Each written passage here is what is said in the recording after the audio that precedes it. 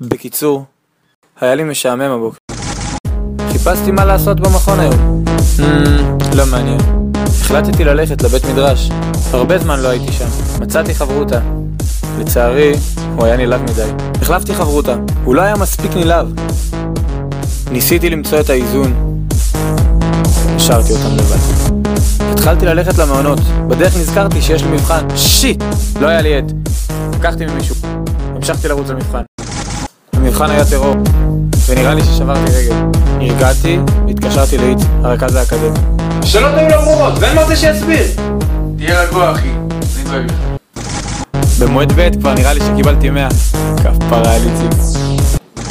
אחרי המבחן רציתי להשתחרר קצת. קבעתי לשחק עם חבר, שמשום מה לא הגיע. חיכיתי לו שעה, שעתיים, 3, 4. הייתי צמא מאוד, אז התחלתי לחפש מים. אפילו בשיבר לא היה. חיפשתי וחיפשתי, ואפילו ניסיתי למצוא צמח. פתאום ראיתי את מינרבי. מינרבי! מינרבי! למה אין כולם במכון?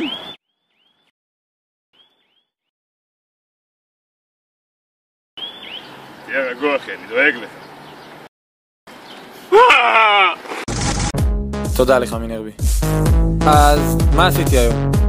למדתי בבית מדרש, עשיתי מבחן ושיחקתי כדורסל.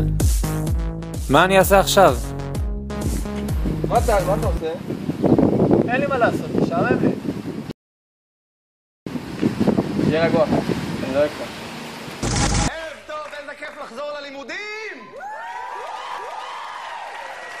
בקיצור, מזל שהצבעתי לב.